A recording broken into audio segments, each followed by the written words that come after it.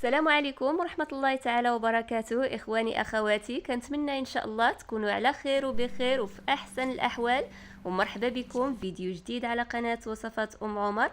غنشارك معكم في هذا الفيديو إن شاء الله مليويات بطريقة سهلة كيجيو هشاشين ومورقين مع حريشات صغار عامرين بحشوة لذيذة وساهلين في التحضير. ندوزو على بركة الله المقادير وطريقة التحضير. اذا بسم الله على بركه الله. غادي نبدا بالعجينه ديال الملاوي هي الاولى باش غنخليها ترتاح. بالنسبه للكميه ديال الدقيق اللي غادي ندير في العجينه كيبقى حسب الرغبه، على حسب الكميه اللي بغيتو توجدوا. انا درت كيلو ديال الدقيق الابيض الفورس مع زلافه ديال الفينو دقيق القمح. درت له معلقه كبيره ديال السكر سنيده وشويه ديال الملحه، وغادي نخلطهم هكا مع الدقيق. وكنحتاج الماء دافي غير شويه باش غادي نجمع العجينه. كنضيف الماء بالتدريج غير شويه بشويه حتى كنجمع العجين. بالنسبه للعجينه خصها تكون قاصحه شويه، العجينه ديال الملاوي ما كنرخفوهاش بزاف، كتكون قاصحه. وغادي ندلكها غير شويه كيف تلاحظوا معايا. غادي نديها هكا العجينه نديها ونجيبها هكا غير شويه صافي. غندهنها بشويه ديال الزيت وغنديرها في بلاستيكه ونخليها ترتاح صافي. فاش كندير هاد الطريقه هذه العجينه كتولي مطلوقه مزيان بحال راه حنا دلكناها بزاف. ودابا غادي نوجد الحرشه على ما ترتاح العجينه ديال الملاوي. عندي هنايا تقريبا كيلو ديال السميده، انا دايره السميده ديال الزرع. فاش كنطحن هكا الزرع كنقول له يخرج لي منها السميده، كنصوب بها الحرشه كتجي غزاله، كتجي احسن من السميده العاديه. ولا بغيتو تستعملوا غير السميده العاديه ديال الحرشه ديروا السميده العاديه.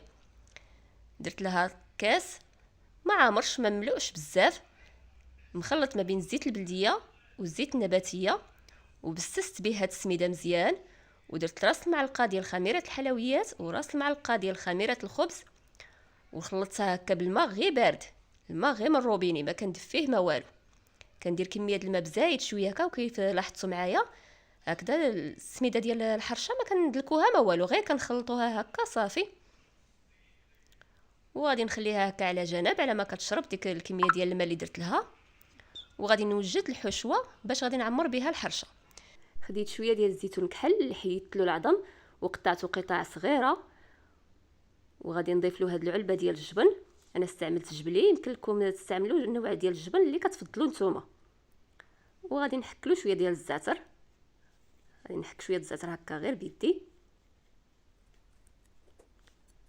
صافي. وغادي نخلطو مزيان مع هاد الزيتون. وبالنسبه للكميه ديال الجبن والزيتون على حسب شحال خلطتو نتوما ديال السميده، ويمكن ديروا الحشوه على اللي غتكفيكم باش تعمروا الحريشات صافي. ونخلطها هكا مزيان مع الزيتون.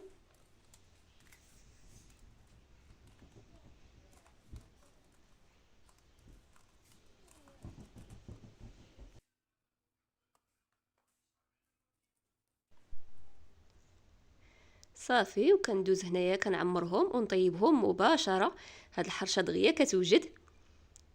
كناخذ كميه هكا من الخليط ديال السميده وكنوضع فيه هكا حفره في الوسط باش غادي ندير فيه شويه من الحشوه، وكنفندها في السميده وعاد كنديرها في المقله. بالنسبه للمقله ما كندهنها لا بزيت ولا بزبده صافي. كنقرصهم هكا على هذا الشكل هذا، اولا كديروا شي اطار دائري باش كيسهل عليكم، اولا ديروا عينيكم ميزانكم صافي. وكنبقى هكا مره مره كنقلبهم وكنحركهم هكا في المقله باش كيجيو محمرين فحال فحال. ها نتوما الطريقه كيفاش نعمرهم. تنفندها في السميده صافي نوضعها في المقله. طريقه سهله بسيطه بزاف دغيا كما قلت لكم دغيا كيوجدوا. ها نتوما يمكن لكم تستعملوا هذا الاطار بحال هكا دائري كيجي كيسهل. انا درتهم غير هكا غير عيني ميزاني، غير كندير هكا القياس في يدي صافي وكنقرصها في المقله. غير هما كنبقاو هكا مره مره ندورهم هكا في المقله باش كيجيو محمرين كما قلت لكم فحال فحال صافي. هنايا كنرجع للعجين ديال الملاوي، كنلقاه كيف ما شفتوا كيطالق راسو بحال راه حنا دلكناه بزاف، وهنا دلكتو غير شويه كيف ما شفتوا. كتجي هاد العجينه رائعه، كتجي ساهله في الخدمه، كتشكلوها كيف ما بغيتو، ما كتقطع ما والو. كيف لاحظتوا معايا انا درت العجينه كويرات دهنتهم بالزيت وغطيتهم بلاستيكه.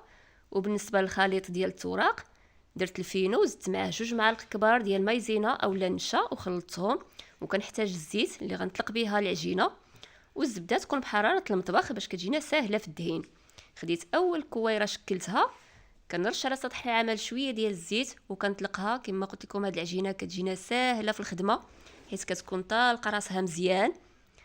هانتوما كيطلقتها ودرت شويه من داك الخليط ديال الفينو ومايزينا كندهن هكا بشويه ديال الزبده وعاد كندير الفينو وكندير الاولى اللي صوبت وكنجمع عليها وحده اخرى حيت هادو غادي ندير وحده في قلب وحده. هانتوما كتنطلق العجينه وتركزوا دائما على الجناب ديال العجين هو اللي تطلقوه ما تخليوش الجناب غلاظ. كندهن الزبده ونرش بالخليط ديال الفينو والنشا صافي وكنجمعها على هذا الشكل كيف تنطويو الملاوي العاديين هكا على هذا الشكل. وغادي نكمل هذه الكميه اللي عندي كامله بنفس الطريقه وحده في قلب وحده. وبالنسبه للطريقه ديال الطهي كندير المقله فوق البوطه حتى كتسخن مزيان وكندير فيها غير شيشه هكا ديال الزيت غير شويه وكنبسط هكا الملويه بيدي شويه باش ما يجيوناش غلاضين بزاف. وكنحطها في المقله فاش كنحطها غير شويه وكنقلبها ما كنخليهاش حتى كتحمر صافي. وكنستمر بحال هكا مره كنقلبها على الجهات بجوج. هانتوما كيفاش كنبسطها بيدي كيف لاحظتوا معايا غير حطيتها قلبتها وكنبقى نحركها هكا في المقله باش كيجينا فيها التحمار لون واحد ما كتجيش جهه محمره وجهه لا. هانتوما كيتنفخوا وتيجيو تبارك الله مورقين تيجيو فنين بهذه الطريقه اللي شفتوا معايا. وكناخذ وحده اخرى بنفس الطريقه غادي نبسطها بيدي هكذا شويه غير بالاطراف ديال الاصابع كيف تلاحظوا معايا ماشي بالكف تنبسطوها. كنخليوهاش غليظه وما كنبسطوهاش بزاف عاوتاني باش ما يجيوش رقاقين عاوتاني اكثر من القياس صافي. وكنديرها في المقله وكيف لاحظتوا هانتوما غير حطيتها قلبتها قبل ما تحمر وكنبقى كنحركها هكا في المقله باش كيجي فيها اللوين بحال كتحمر من الجهات بجوج. مره كنقلبها حتى كتحمر من الجهات بجوج. الا كنتو باغيين تحتفظوا بهم في المجمد ما كتحمروهمش بزاف كديروا لهم غير نص طياب صافي وكتحيدوهم باش ملي كتجبدوهم وتسخنوهم هكا في المقله كيكملوا الطياب ديالهم.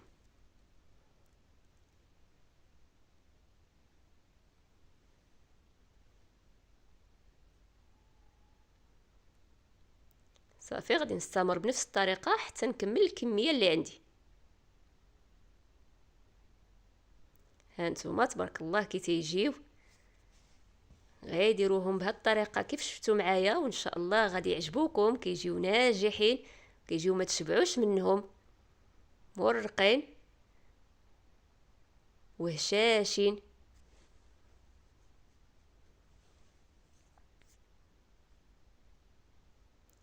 وتيكون هذا الشكل الاخير ديال الحريشات والملاوي. شفتوا معايا طريقه سهله بزاف بالنسبه للعجين. هانتوما كتشتو دلكناه غير شويه وخليناه يرتاح بلا ما كنحتاجو معاه مجهود كتير. نقطع معكم حدا هكا باش تشوفوا الشكل ديالها. شو تبارك الله كيفاش تيجيو كيشهيو. الا بغيتو هكا كتوجدوا كميه بزايد وتحتفظوا بهم في المجمد كيجي ساهل هكا الفطور ديال الوليدات هكا في المدرسه غير كتجبدوا وتسخنوا لهم اولا لا جاوكم هكذا الضياف على غفله غير كتجبدوا وتسخنوا كيجي الامر ساهل وكيبقاو مزيانين ما كيوقع لهم حتى شي حاجه. وهاد الحريشات كيجيو لذاذين بهاد الحشوه اللي درنا ديال الجبن والزيتون. نقطع حدا هكا باش تشوفوا الشكل ديالها من الداخل كي تجي. هانتوما كيجيو هشاشين اكثريه مع هاد السميده ديال الزرع كيجيو لذاذين بزاف. كنتمنى ان شاء الله اقتراح اليوم يكون نال اعجابكم وتكونوا استفدتوا معايا ولو بحاجه بسيطه وتبارطاجيوها مع الاصدقاء ديالكم. وما تنساونيش من لايك للتشجيع. واللي كيشاهد القناه لاول مره ما ينساش الاشتراك وتفعيل الجرس باش توصلوا دائما بجديد الوصفات. شكرا لكم بزاف على المتابعه والى اللقاء في فيديو اخر ان شاء الله.